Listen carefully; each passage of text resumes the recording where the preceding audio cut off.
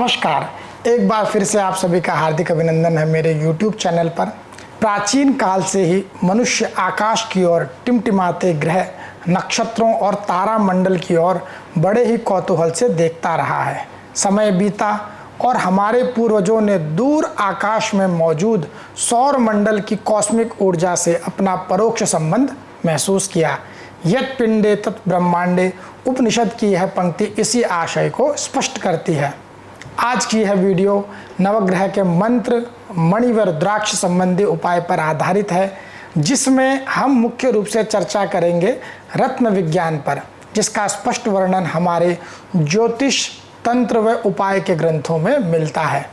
आज की इस वीडियो में रत्नों के इतिहास, प्रकार एवं भेद, उसके ज्योतिषीय महत्व, धारण की विधि इत्यादि के बारे में चर्चा करेंगे।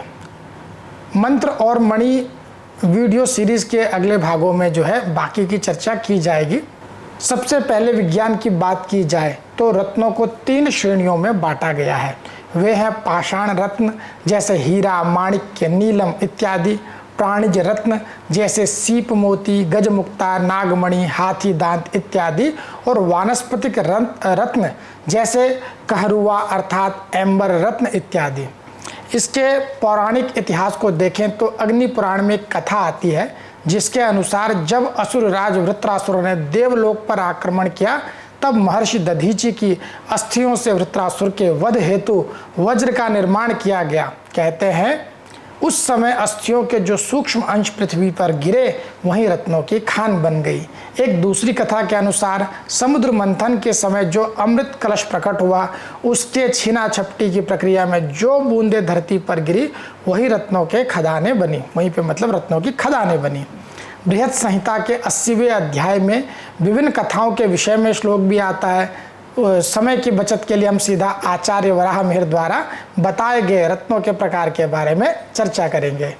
आचार्य कहते हैं कि वज्र, इंद्रनील, मरकत, करकेतर, पद्मराग, रुधिर, वैदुर्य, पुलक, विमलक, राजमणि, स्फटिक, चंद्रकांत, सौगंधिक, गोमेद, शंख, महानील, पुष्पराज, ब्रह्ममणि, ज्योतिरस, सस्यक, मुक्ता, मूंगा आदि ये सभी रत्न कहे जाते हैं।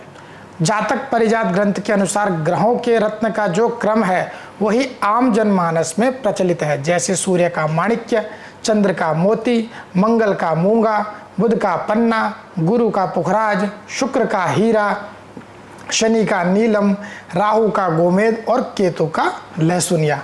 परंतु यहाँ ध्यान रखिए, आदि गुरु शंकराचार्य ने प्रपंच सार तंत्र ग्रंथ में अष्टम पटल में कहते हैं कि एतानि केतोर मृता करारेर मंदस्य जीवस्य सोमजस्य शुक्रार सोमान शुमताम क्रमेण नवेव रत्नानि विदुर नवानाम।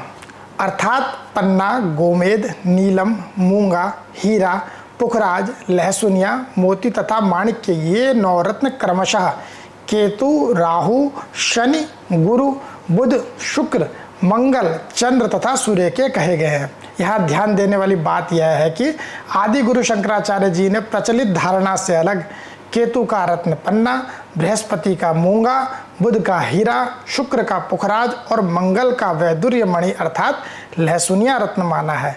अभी आपको यहाँ पे थोड़ा सा लग सकता है कि ये शंकराचार्य जी ने बात कह दी है, तो ये तो बिल्कुल विपरीत हो गई है, परंतु ऐसा नहीं है। मैंने देखिए अनुभव में पाया है कि कई बार, क्योंकि पन्ना तो बुध का रत्न होता है, उसको नपुंसक ग्रह की संख्या भी देते हैं कि इसका तो उतना प्रभाव नहीं होना चाहिए। एक प्रकार से नीलम का हो सकता है, बाकी कोई पाप ग्रह का या ऐसा क्रूर ग्रह का हो सकता है, पर पन्ने का प्रभाव नहीं होना चाहिए। तो मैंने ऐसा अनुभव में पाया कि उसका फल एकदम से कई बार खराब भी देखने में पाया, जबकि वह भाग्य भाव का स्वामी था या किसी अच्छे घर का स्वामी होने का जो एक मूल बताया जाता है, केंद्र त्रिकोण के स्वामी का रत्न धारण करवाते हैं, उसमें मार्केश का त्याग करते हैं, तो उसके बावजूद ऐसा फल लगा। तो फिर मैंने जब सूक्ष्म रूप से उसमें देखा, जब ये सूत्र मुझे मिला प्रपंच सार में, मैंने मिला के देखा तो देखा कि उसका जैसे कि वो केतु उसका गलत भाव में था, जैसे किसी एक का केतु अष्टम में था और मैंने बुध का रत्न समझ के, मतलब जो सब लोग समझते हैं तो उसको रत्न धारण करवा दिया,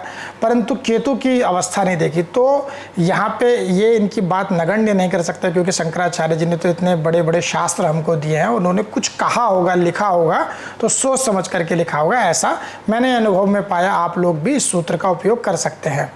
तो यह तो हो गई अभी सामान्य रूप से रत्नों का परिचय। तो क्योंकि वीडियो बहुत अधिक लंबा ना हो जाए, आप लोगों को फिर देखने में भी कष्ट हो सकता है, ऐसा रहता है ना, लोगों पे आज के टाइम में समय भी कम रहता है। तो इस जो ये पहला भाग है इसमें ग्रहों का जो है, उनके रत्नों का एक सूक्ष्म परिचय आप सभी के सामने दे दिया है। अगली वीडियो में आपके साथ जो है बाकी की जानकारी साझा करूंगा। 9 रत्न जो बताए गए, उन रत्नों का क्या व्यवहार होता है, कैसे मतलब किस किस प्रकार से वो निर्मित होते हैं वैज्ञानिक दृष्टि से भी, वह सभी जानकारी आप सभी के सम्मुख लेके आऊँगा। तब तक के लिए विदा लेते हैं, मिलते हैं अगली वीडियो में। नमस्कार।